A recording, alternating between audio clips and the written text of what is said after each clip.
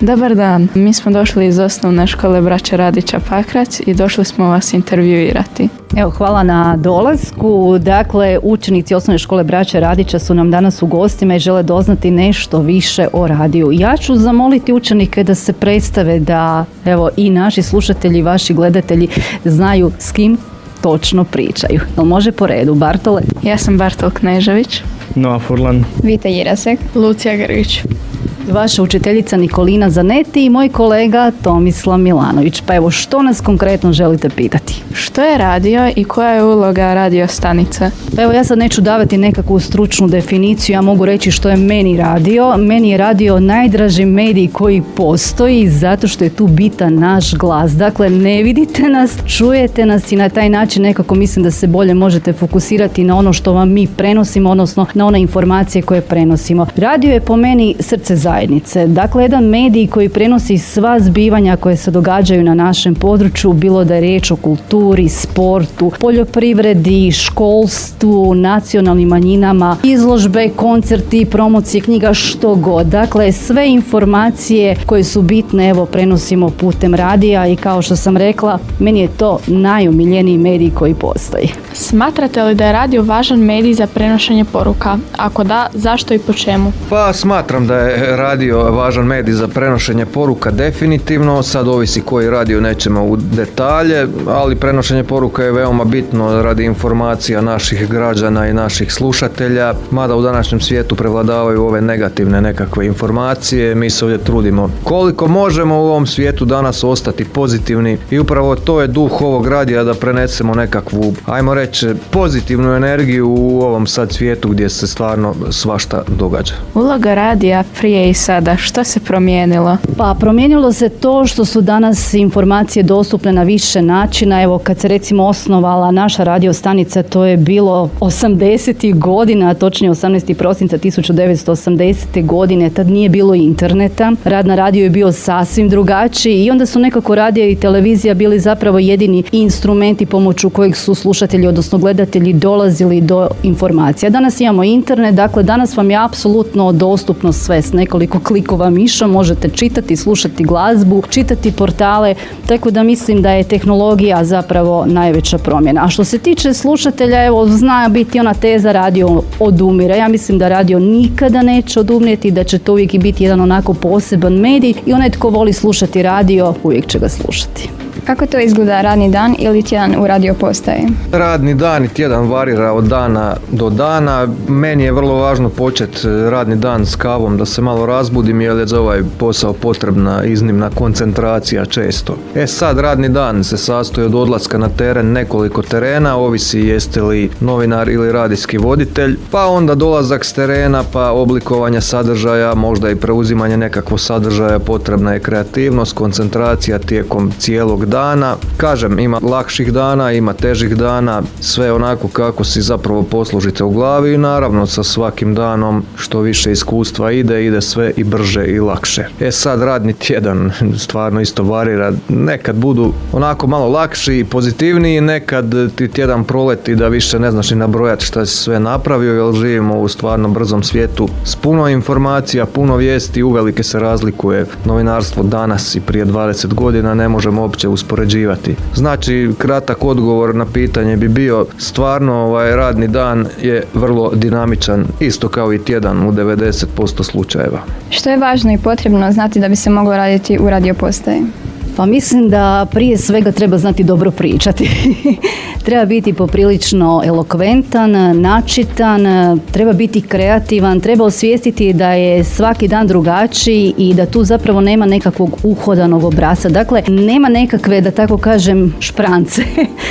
Svaki dan moraš dati najbolje od sebe, izvući najbolje od sebe i stvoriti sadržaj kojeg ćeš na najbolji način prezentirati svojim slušateljima. Dakle, tu ne smije biti loših dana, ne možeš biti neraspoložen i to prenositi na druge. Dakle, vladati svojim emocijama, biti poprilično kreativan i znati prenesti onaj sadržaj kojeg želiš da tvoji slušatelji čuju.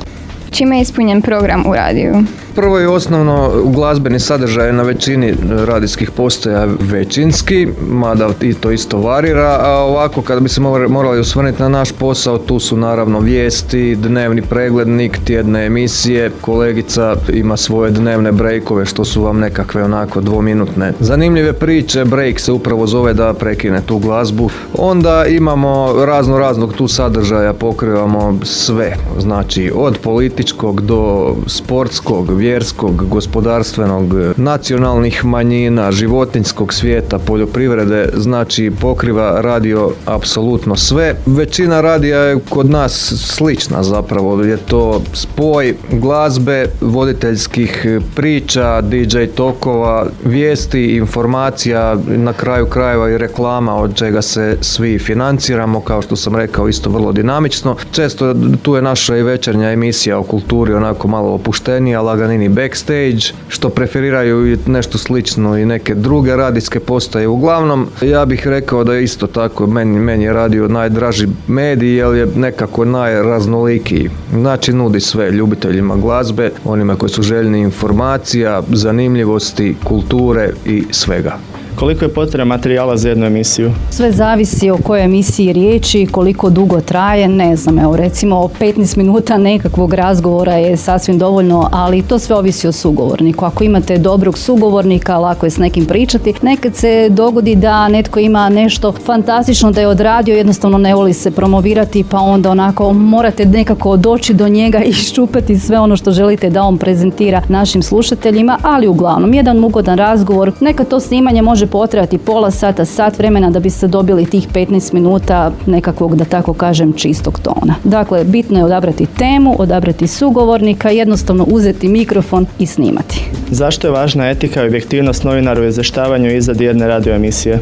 Iz jednog razloga da bi slušatelji dobili istinitu i točnu informaciju. Kao što ponavljam, u današnjem svijetu se najviše promiče i najviše idu vijesti, ajmo reći, nekakvog nasilja, zato što se ljudima prodaje strah, što najviše i prodaje to sve, ali po meni bi objektivan novinar se trebao potruditi pronaći informacije i prenijeti ih objektivno, ne subjektivno. I još jedna zadaća novinara bi trebala biti da ispravlja nepravilnosti u društvu, kriminal, razni kriminal, što često je danas zastupljenije više u pisanim medijima, ali etika i istinitost je naravno uvijek bitna, da se tu izgubi ono ja osobno i da se dobije objektivnost koja je u novinarstvu apsolutno presudna. Koja pravila ili zakone mora poštivati radio? Sad, to je pitanje zapravo za našeg direktora koji bi to puno stručnije odgovorio. Ja mogu ovako samo nešto reći da radio da bi mogao raditi, dakle mora imati odobrenu koncesiju. Kad dobijete koncesiju imate tu nekakvu radijsku šemu koju ste prijavili Vijeću za elektroničke medije u kojoj točno piše koje imate emisije, koliko te emisije trebaju trajati i kad se te emisije u eteru moraju emitirati. Dakle, strogo se radi po tome, nema tu nekakve improvizacije što se tiče programa, ono što ste prijavili tog se morate pridržavati. Isto tako u programu morate voditi računa o količini domaće i strane glazbe. Evo, spominjali smo reklame kao jedan dio financiranja radija, dakle te reklame moraju biti odvojene, odnosno označene da idemo na reklamni blok. Isto tako, ako je emisija prodana emisija, ona mora imati posebno te nekakve zvukovne signale, mi to zovemo EPP, da bi se znalo da je to nekakav sadržaj koji je prodani sadržaj, a nije nekakav sadržaj koji je u sklopu naših emisija koje su, evo, kao što smo rekli, u sklopu naše programske šeme i to su naravno besplatne emisije. To je ovako mali dio, vjerujem, svega toga. Kao što sam rekla, direktor je tu osoba koja zna što se tiče zakona i te papirologije sve u detalje.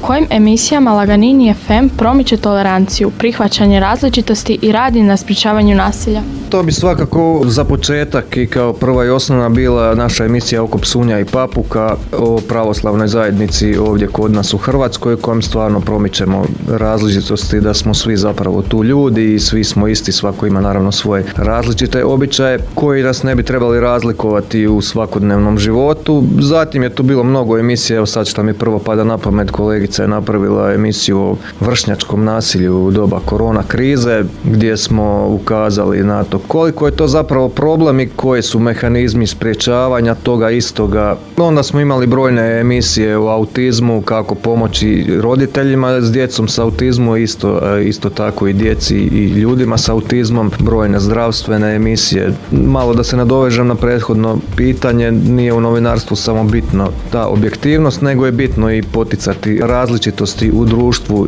i ne svrstavati ih po nekim kategorijama. Ja ću još samo pitati, jel ima još možda nekakvih pitanja ili je to bilo sve što vas je zanimalo u vezi našeg radija? Ili kako vam se sviđa kod nas? Evo, možda to za kraj. Pa evo, meni iskreno bilo mi je vrlo zanimljivo. Naučili smo puno toga. Imam samo još jedno završno pitanje. Je li preporučavate taj posao? Pa evo, odgovorit ćemo i Tomo i ja. Ja moram reći da je to više ljubav nego posao i jednom kad ti uđe to u krv, to je onako baš nekakva radijska ovisnost i onda i kad ima tih nekakvih dana kad bi si iskočio iz kože, doslovno jednostavno sjetiš se zašto to radiš. Dakle, to je posao gdje moraš onako raditi otvorenog srca, gdje moraš biti spreman dati 110% od sebe, gdje moraš biti svjestan da je svaki dan zapravo novi dan. Jednostavno ako to zavoliš, to jednostavno uđe ti u krv i postane dio tebe. Sa svim se slažem s kolegicom, ja bi malo kraće odgovorio. Posao je veoma zanimljiv i dinamičan, ali i veoma zahtjevan i ponekad jako iscrpljujuć, tako da trebate jako dobro promisliti o toj granici između te ljubavi i svojih više-manje psihičkih, psihofizičkih mogućnosti, ali zanimljiv posao u svakom slučaju. Evo ja ću još samo zamoliti za kraj učiteljicu Nikolinu Zaneti koja nam je dovela ove predivne učenike kod nas u studio i zahvaljujući kojima imamo ovu predivnu emisiju gdje smo mi s druge strane mikrofona kao gosti. Zapravo, evo, Nikolina, riječ je zapravo o jednom zanimljivom projektu. Evo, hvala zbilja što ste nas ugostili i što ste dali priliku i našoj ekipi da saznamo sve što smo htjeli i zbilja zahvaljujemo u ime svih učenika naše osnovne škole. A nama je ovo bilo važno radi promoviranja medijske pismenosti, da se djeca i učenici i stariji upoznaju što je radio, što stoji iza toga, kako se snima. Znači, to je sve dio medijske pismenosti koja je sad u 21. stoljeću itekako potrebna. Tako da evo, zahvaljujem još jedanput što ste nas primili, što ste nas opismenili medijski i što ste nam dali priliku da saznamo što je radio, kako funkcionira i što i tko sve stoji iza toga.